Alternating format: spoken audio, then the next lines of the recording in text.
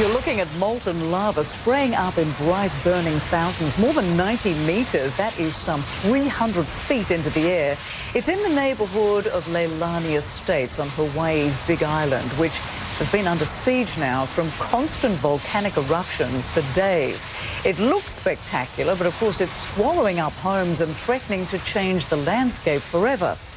Experts say there's no sign the Kilauea volcano will stop erupting anytime soon. And right now there are 10 volcanic fissures in this residential area, releasing lava and dangerous concentrations of toxic gas. Authorities are allowing some residents who evacuated days ago to return to their homes to collect belongings they left behind. But the dangerous conditions are making it hard for people to get through, leaving some residents frustrated they just can't reach their homes. People who belong in there or who need to patrol in there should be able to be in there. Not just we're all standing on the perimeter wondering and hearing conflicting stories, and it just makes people more upset and more anxious, and you know, we don't need that level of anxiety to be any higher. And of course, on top of that, many people are terrified of losing their homes and having no insurance to protect them. CNN's Stephanie Elam has more on that. For people who live in the areas affected by these fissures in Leilani Estates, many of them were able to get back in to retrieve anything they weren't able to evacuate with the first go round. But still, officials do not want them to stay there. They're saying these fissures continue to open, and they don't know when these fissures are going to stop opening. They don't know when the Kilauea eruption will finish. So they want people to get out of there, not just because of the lava that is bubbling up out of the earth and shooting up into the sky some 60 to 100 feet based on what some residents have told us.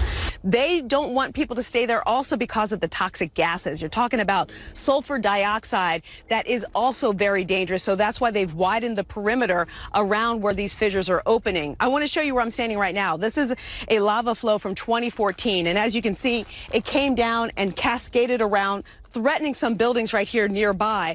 There's no way to stop a lava flow when it's coming down. Hot, molten lava. So you just have to let it go. And that is the danger here for the people who have built their homes in these communities. If lava comes in and takes the homes like it has done to several homes at this point, they may never be able to go back to their neighborhoods. And for many of them, that is the most devastating news.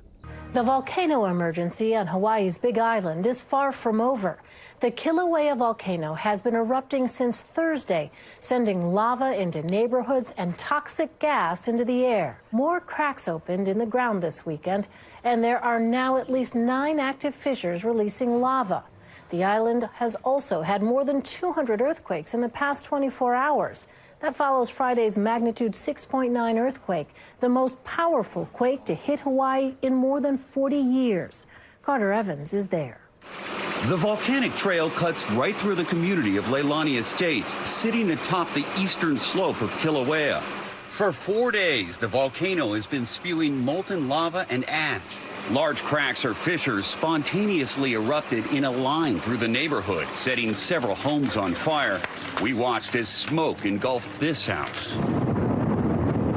It's like a roaring, it's like a Goliath, or like a roaring jet engine. Sam Knox lives about 100 yards away from one of the eruptions. Did they ask you to evacuate? There was a mandatory evacuation, but by law, I don't have to leave. And why did you choose to stay? Because this is where I live, right here. I had faith in the gods that my house is going to be okay. 2 more cracks broke open, bringing the total to 9, with fountains of lava exploding into the night sky just feet from homes on residential streets.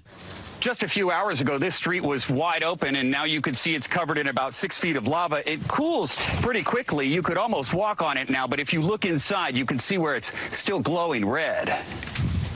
The lava spread quickly through lava tubes scientists describe as long tunnels underground. It erupts almost as if a hose has been sliced lengthwise.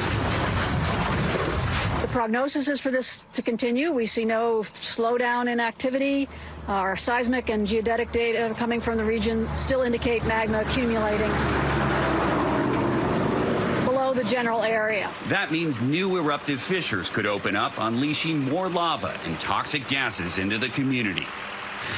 These eruptions have made streets impassable all over this community. You can see where it's blocked the road here, and this isn't the only one. It's one of the reasons they've shut this area down.